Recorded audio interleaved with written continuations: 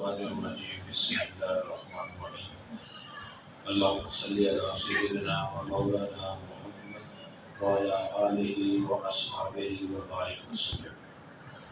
الحمدللہ آج ہم نے 15ویں روزے کی نماز تراویح ادا کی ہے۔ آج کی نماز تراویح میں 21 رکوع جو ہیں ہمیں پڑھے گئے ہیں، ہم نے سنے ہیں۔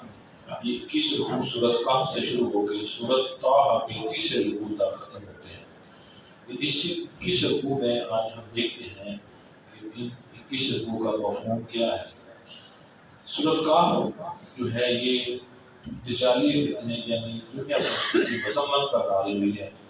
اس کے پہلے رکوع میں بیان کیا گیا ہے کہ زمین پر جو کچھ بھی بنایا گیا ہے اس کے ذریعے دنیا کو سجایا گیا ہے اور بڑی زیب و زینت دی گئی ہے۔ اس دنیا میں بڑی کشش ہے اور یہ انسان کو اپنی طرف مائل کر رہی ہے۔ اب یہ انسان کا امتحان ہے کہ وہ دنیا کی چکا چوند میں کھو کر اللہ سے غافل ہو جائیں یا دنیا کی کام وقتی اور کام تر لذتوں کی بجائے آخرت کی دائمی اور بہتر نعمتوں کو ترجیح دیتے ہیں۔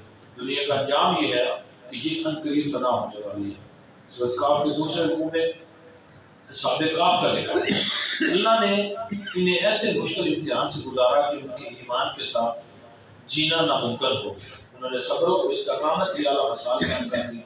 بادشاہ وقت نے انہیں دھمکی دی کہ اگر تم توحید کے عقیدے سے باز نہ آئے تو رجم کر دیے جاؤ گے۔ انہوں نے اللہ سے دھمکی سے دعا کی کہ اللہ تم ہماری جان اور ایمان کی حفاظت کرو۔ اللہ نے ان کی سن لی، انہیں ظالموں کے شر سے محفوظ کر دیا اور ایک غار میں 300 برس سے کچھ زائد عرصے تک سلائے رکھا۔ تیسرے رکوع میں مزید تفصیل ہے اسی اصحاب کہف کے واقعے کی کہ ان کے غار میں جانے کے بعد کافی عرصہ تک انہیں تلاش کیا جاتا ہے۔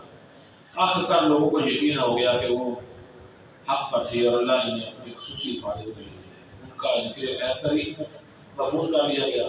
جب وہ تقریباً 300 سال بعد بیدار ہوئے اور شہر میں آئے، اس وقت کے لوگوں نے ان کا استقبال کیا۔ جس غار میں وہ مقیم رہے تھے وہیں ان کی یادگار کے طور پر ایک مسجد بنا دی گئی۔ چوتھے رکوع میں بیان کیا گیا کہ مشکلات میں انسان کا سہارا اور سکون کا ذریعہ قرآن کریم ہے۔ نبی اکرم صلی اللہ علیہ وسلم کو تلقین کی تھی کہ آپ صلی اللہ علیہ وسلم قرآن کریم پڑھتے رہے، مشرکین کا کوئی دباؤ قبول نہ کیجیے، ان کے مطالبے پر فقراء صحابہ کو اپنی قربت سے محروم نہ کیجیے۔ یہ اللہ کی رضا کے طلبگار ہیں اور صبح شام اللہ کا ذکر کرتے ہیں۔ اگر آپ صلی اللہ علیہ وسلم نے ان کی بجائے سرداران قریش کو تربیت دی تو لوگ سمجھیں گے کہ آپ کو دنیا کی چمک دمک زیادہ پسند ہے۔ یہ بھی اللہ کی طرف سے دنیا پرستی کی مذمت کا اسلوب ہے۔ آپ صلی اللہ علیہ وسلم حق بیان کرتے رہیں، جو حق کو قبول کرے گا اللہ اسے نوازے گا، جو حق کو قبول نہیں کرے گا اللہ اسے ذلیل کرے گا۔ سورۃ کہف کے 5ویں رکوع میں جو ہے وہ اسباب پرستی کی مذمت کا ایک واقعہ بیان کیا گیا ہے۔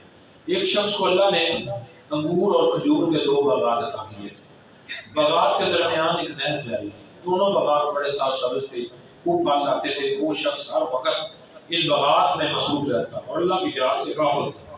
ایک دن اسے اس کے ساتھی نے متوجہ کیا کہ کچھ اللہ کو یاد کر لیا، ان قریب یہ باغات تو بنا ہوگی اور قیامت آ جائے گی، کچھ قیامت کی تیاری کی بھی کوشش کرو۔ اس نے بڑے تکبر سے کہا کہ میرے باغات پر کبھی زوال نہیں آ سکتا، میں نے ان باغات کی حفاظت کے لیے کھجور کے باغ لگا رکھے، تیز آندیاں میرے باغات کو کچھ نہیں بگاڑ سکتی، میں نے ایک نہر کھود کر باغات تک اس کو لے کر آیا ہوں، پانی کی کمی میرے باغ کو اجاڑ نہیں سکتی۔ گویا اس نے اسباب پر بھروسہ کیا اور اللہ کی پکڑ سے خود کو محفوظ سمجھا۔ اس کے ساتھ ہی کہا یہ بات تمہاری منصوبہ بندی کی وجہ سے نہیں بلکہ اللہ کے حکم سے کہیں، اللہ کا شکر ادا کرو ورنہ اللہ یہ نعمت چھین لے گا۔ ناشکری اور اسباب پرستی کی سزا ملی اسے اور اس شخص کے باغات پر ایک آفت آئی اور وہ تباہ و برباد ہو گیا۔ اب جب اس نے وہ باغ کو دیکھا تو حسرت سے کہنے لگا کہ کاش میں اللہ کے ساتھ اس کو شریک نہ کرتا، میں نے اسباب پر بھروسہ کیا اور توکل کیا جو مجھے اللہ پر کرنا چاہیے تھا۔ چھٹے رکوع میں دنیا کی زندگی کی مثال بیان کی ہے کہ دنیا کی زندگی کھیتی کی مثال کی ہے۔ آسمان سے برستا پانی کے ساتھ سبزہ مل کر کھیتی کی صورت تیار کرتا ہے۔ رفتہ رفتہ کھیتی عروج پر آتی ہے، پھر زرد پڑ جاتی ہے، خشک ہو جاتی ہے، چورا چورا ہو کر زمین میں مل جاتی ہے۔ اسی طرح انسان کی زندگی کا بھی ایک دورانیہ ہے، ایک سائیکل ہے۔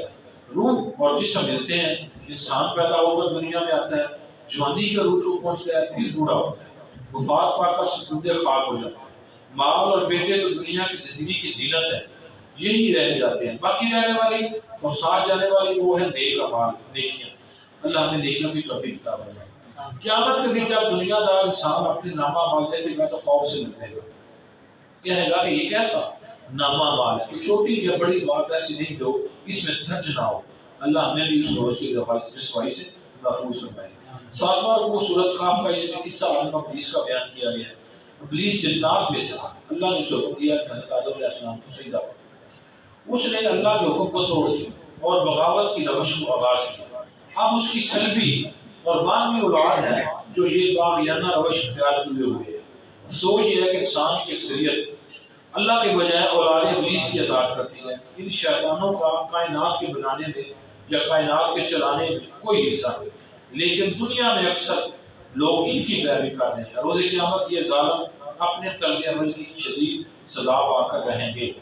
8ویں رکوع میں جو بیان کیا جا رہا ہے کہ اللہ کی نعمت کا ذکر ہے کہ اس نے انسانوں کو ہدایت کے لیے رسول بھیجے، رسولوں نے انسانوں کو نصیحت کی کہ عارضی دنیا کی بجائے دائمی آخرت میں کامیابی کے لیے کوشش کرو، لیکن اس سے بڑا ظالم کون ہوگا جسے نصیحت کی جائے اور وہ اس نصیحت سے احراز کرے، عنقریب یہ ظالم برے انجام سے دوچار ہوگی۔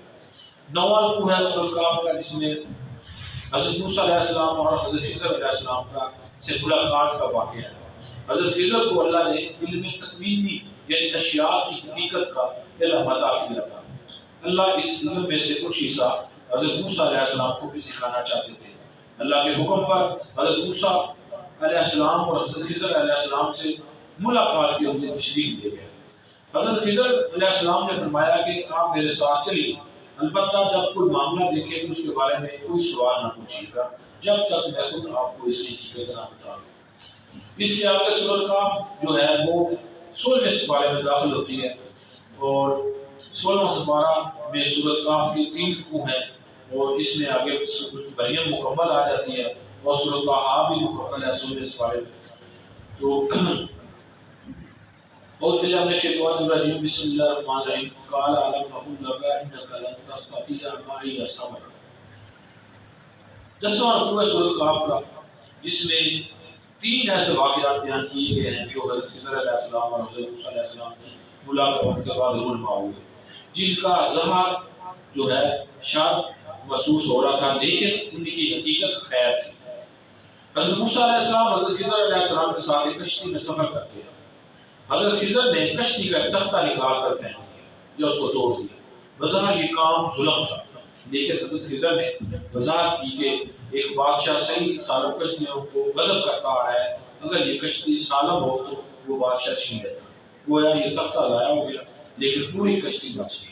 اس کے بعد ایک بچے کو حضرت خضر علیہ السلام نے قتل کیا۔ بظاہر یہ قتل بھی ناحق تھا، لیکن حضرت موسیٰ علیہ السلام کے سوال پر حضرت خضر علیہ السلام نے بتایا کہ اس بچے نے بڑے ہو کر اپنے والدین کے لیے بہت بڑی مصیبت کرنا تھا، یہ ظالم تھا، اور وہ اپنا بھی نامہ مال سیاہ کرتا اور اپنے والدین کو بھی پریشان کرتا اور اللہ کی مخلوق کو بھی پریشان کرتا۔ اللہ تعالیٰ جو ہے والدین کو اس سے بہتر بچہ عطا فرمائے گا۔ اس کے بعد حضرت خضر علیہ السلام اور حضرت موسیٰ علیہ السلام کی بستی میں پہنچے۔ بستی والوں نے ان مسافروں کو کھانا کھلانے سے انکار کر دیا۔ حضرت خضر علیہ السلام نے بستی میں ایک ایسی دیوار تعمیر کر دی جو گری ہوئی تھی بلکہ گرنے والی تھی۔ حضرت موسیٰ علیہ السلام نے اعتراض کیا کہ آپ نے بغیر معاوضے کے اس بخیل بستی والوں کو یہ کام کر دیا ہے۔ حضرت خضر علیہ السلام نے وضاحت کی کہ اس دیوار کے نیچے 2 یتیم بچوں کی وراثت ایک خزانے کی صورت میں دفن ہے، اگر دیوار گر جاتی تو وہ خزانہ یہ بخیل بستی والوں کے ہاتھ آ جاتا۔ اللہ تعالیٰ نے مجھے یہ دیوار تعمیر کرا دی ہے تاکہ حقداروں کو اس کا حق مل جائے۔ آخر میں حضرت خضر علیہ السلام نے فرمایا کہ میں نے سب کچھ اللہ کے حکم سے کیا اور یہ سب اللہ کی رحمت کی مظاہر ہے۔ دیکھو کہ اشیاء کا ظاہر کچھ ہوتا ہے لیکن ان کی حقیقت میں کچھ اور بات ہوتی ہے۔ اے اہل نظر ذوق نظر خوب ہے لیکن جو شے کی حقیقت کو نہ دیکھ کر وہ نظر کیا۔ اگلا رکوع ہے 11واں، جس میں جو ہے ذوالقرنین کا واقعے کا ذکر ہے۔ ذوالقرنین ایک انتہائی نیک بادشاہ تھے، اللہ نے انہیں ہر طرح کی نعمتوں سے نواز کر ان کا امتحان لیا۔ ذوالقرنین عیش میں یاد خدا سے غافل نہ ہوئے، اللہ کے شکر کی روش اس نے اختیار کی. انہوں نے 3 مہمات جو ہے سر کی.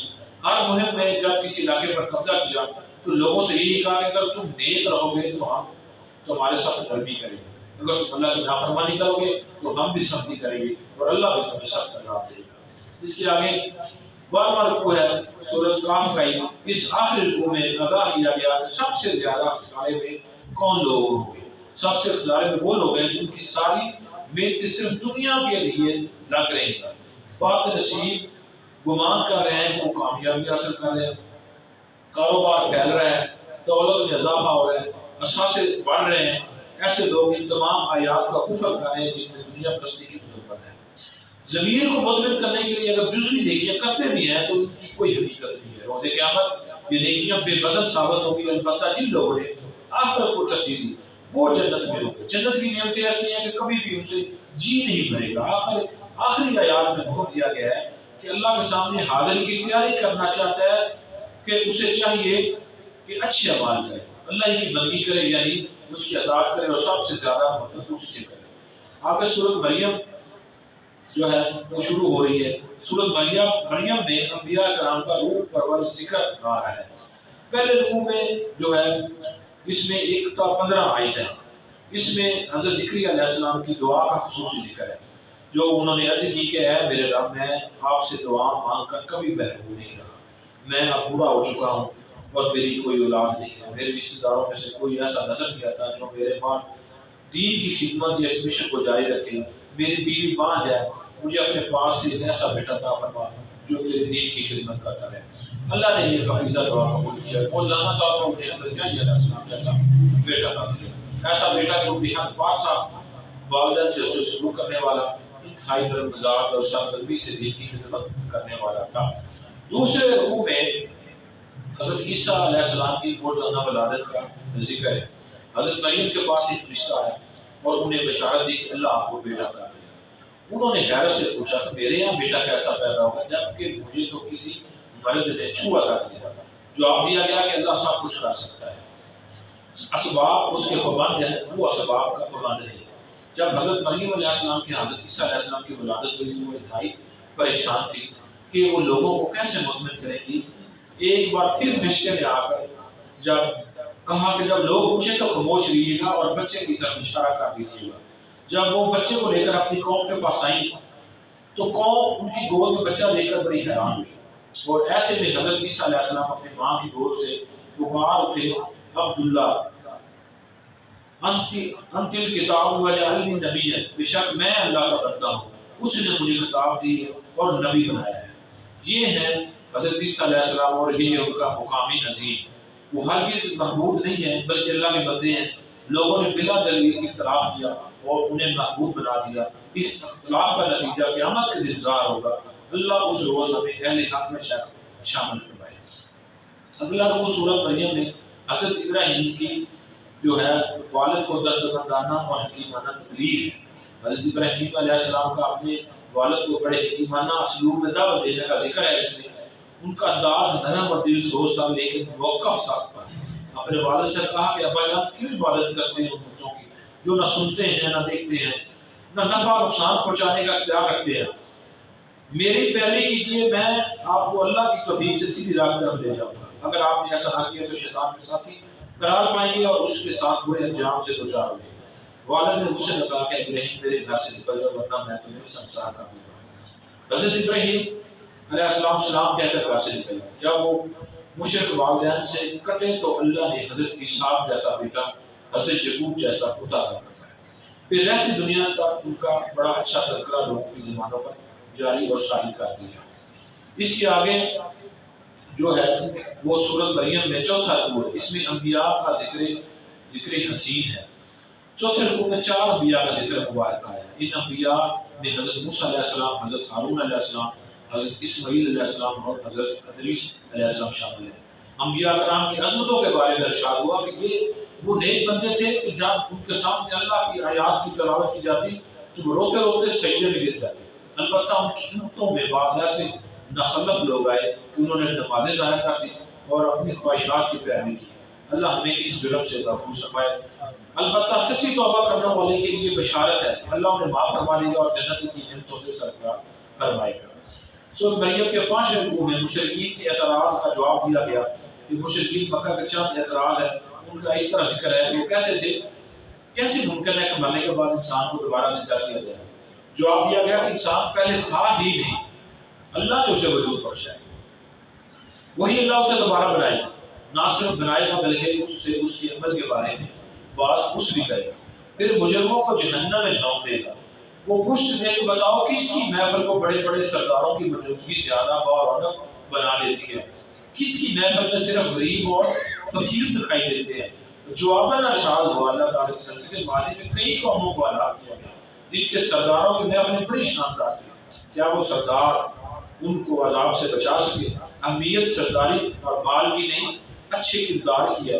اس کے بعد ان کا دعویٰ نقل ہوا، جس طرح ہمیں اس دنیا میں بہت کچھ عطا کیا گیا ہے، اسی طرح اگر آخرت آئی تو وہاں بھی عطا کر دیا جائے گا۔ جواب کے طور پر مطالبہ کیا گیا کہ اپنے دعوے کا ثبوت پیش کرو۔ اللہ کا ضابطہ تو یہ ہے کہ جو نیکی کرے گا انعام پائے گا، جو اللہ کی نافرمانی کرے گا وہ برباد ہوگا۔ اس کے آگے 6واں رکوع ہے سورۃ مریم کا، جس میں یہ آخری رکوع ہے، اس میں اللہ کی اولاد قرار دے دینا کسی کو یہ بدترین شرک ہے۔ اس شرک کی شدید مذمت کی گئی ہے جس میں کسی کو اللہ کی اولاد قرار دیا جاتا ہے۔ اس شرک کی وجہ سے ممکن ہے کہ غضب ناک ہو کر آسمان پھٹ پڑے، زمین ٹکڑے ٹکڑے ہو جائے، پہاڑ جو ہیں بکھر کر ریزہ ریزہ ہو جائے۔ یہ تو اللہ کی رحمت ہے کہ اس نے ہر شے کو تھاما ہوا ہے، بلا شبہ اللہ کی کوئی اولاد نہیں ہے، ہر شے اللہ کی مخلوق ہے۔ روز قیامت ہر انسان یا فرشتہ اللہ کے سامنے اس کے بندے کے طور پر پیش ہوگا، پھر ہر انسان کو فرداً فرداً اللہ کی بارگاہ میں اپنے اعمال کی جوابدہی کے لیے حاضر ہوگا۔ آخر میں خبر دی جا رہی ہے کہ اللہ نے اس قرآن کو نبی اکرم صلی اللہ علیہ وسلم کی زبان مبارک کے ذریعے سمجھنے کے لیے آسان کر دیا ہے۔ آپ صلی اللہ علیہ وسلم کو چاہیے کہ اس قرآن کے ذریعے صالحین کو اچھی اجر کی بشارت دے اور آپ کے دشمنوں کو برے انجام کی وعدے سنائے۔ ایسے بد نصیبوں کو موقع نہیں ملتا کہ وہ دنیا میں دوبارہ آ کر گناہوں کی اطلاع بھی کر سکیں اور اپنی آخرت جو ہے وہ سنوارنے کے لیے کچھ نیکیاں کر سکیں۔ اس کے آگے سورۃ طٰہٰ شروع ہوگی۔ سورۃ طٰہٰ حضرت موسیٰ علیہ السلام کی داستان حیات ہے اس میں زیادہ تر، اور اس کا جو پہلا رکوع ہے اس میں حضرت موسیٰ علیہ السلام کو نبوت سے سرفراز کرنے کا ذکر آیا ہے۔ آپ علیہ السلام اپنے اہل خانہ کے ساتھ مدین سے واپس مصر جا رہے تھے کہ دوران سفر میں ایک جگہ آگ نظر آئی۔ جب وہ آگ کے پاس پہنچے تو اللہ کی طرف سے آواز آئی کہ موسیٰ میں تمہارا رب ہوں، لہذا صرف میری بندگی کرو، نماز قائم کرو میری یاد کے لیے، آخرت آنے والی ہے، اس کی تیاری سے غافل نہ ہو۔ پھر اللہ نے انہیں کچھ نشانیاں بھی دی، فرمایا کہ اپنا عصا پھینکو، عصا پھینکا تو وہ عصا بن گیا۔ پھر کہا کہ اپنا ہاتھ اپنے گریبان میں ڈالو، گریبان سے ہاتھ باہر نکالا تو وہ چمک رہا تھا سفیدی کی طرح۔ فرمایا یہ 2 نشانیاں ہیں، ان کے ساتھ فرعون کے پاس جاؤ، وہ سرکشی پر اتر آیا ہے، اسے سیدھے راستے کی طرف آنے کی دعوت دو۔ دوسرے رکوع میں حضرت موسیٰ علیہ السلام کی ایمان افروز دعائیں اور ان کی قبولیت کا ذکر ہے۔ حضرت موسیٰ علیہ السلام کی نے جو کہ انہوں نے التجا کی کہ اللہ میرا سینہ کھول دے، میری زبان میں روانی پیدا کر دے تاکہ لوگ میری دعوت کو سمجھ سکیں، میرے بھائی ہارون کو بھی میرے ساتھ اس کام میں شریک فرما دے۔ اللہ نے یہ دعائیں قبول کی اور فرمایا کہ موسیٰ ہم نے آپ کو پہلے بھی بہت سے احسانات آپ پر کیے ہیں، آپ کو پیدائش کے فوراً بعد فرعون کے ظلم سے بچایا، پھر آپ سے قتل لاحق ہو گیا، تب بھی آپ کو فرعون کے انتقام سے محفوظ رکھا۔ اب آپ اور آپ کے بھائی ہارون علیہ السلام جائیں فرعون کے پاس، وہ اس کو بڑے نرم انداز سے توحید کی دعوت دیں۔ تیسرا رکوع ہے جس میں فرعون کی ہٹ درمی اور ظالمانہ روش کا بیان ہے۔ اس نے حضرت موسیٰ علیہ السلام کے پیش کردہ معجزات کو جادو قرار دے دیا، معجزات کے مقابلے کی دوسری بات جادوگروں کو جمع کیا، جادوگر مقابلے میں ہار گئے، انہیں یقین ہو گیا کہ حضرت موسیٰ علیہ السلام کے پیش کردہ معجزہ جادو نہیں، وہ بے اختیار سجدے میں گر گئے۔ حضرت موسیٰ علیہ السلام اور حضرت ہارون کی رسالت اور اللہ کی وحدانیت کا ایمان وہ لے کر آئے۔ فرعون نے انہیں ہاتھ پاؤں کاٹنے اور سلیبوں پر لٹکانے کی دھمکی دی۔ جواب میں جادوگروں نے کہا کہ ہم پر حق واضح ہو چکا ہے، تم نے جو کرنا ہے کر لو، تم ہماری دنیا کی زندگی تو ختم کر سکتے ہو لیکن آخرت میں جزا و سزا کا اختیار نہیں رکھتے، فیصلے جو ہیں وہ تو آپ آخرت میں ہوں گے۔ جس نے اللہ کی نافرمانی کی وہ جہنم میں اس حال میں ہوگا کہ عذاب اور تکلیف کی وجہ سے نہ زندوں میں شمار ہوگا نہ ہی مر سکے گا، کہ تکلیف سے نجات پا جائے۔ جو اللہ کا کہنا مانے گا اس کے لیے جنت کی دائیں نعمتیں ہوگی۔ اس طرح آج ہم نے سورۃ طٰہٰ کے تیسرے رکوع تک جو ہے وہ نماز تراویح میں جو قرآن مجید کی تلاوت سنی ہے اس کا مختصر خلاصہ بیان کر دیے۔ اللہ تعالیٰ کی بارگاہ میں دعا ہے کہ اللہ تعالیٰ اسے سمجھنے کی، اس پر عمل کرنے کی توفیق عطا فرمائے۔ واخر دعوانا الحمدللہ۔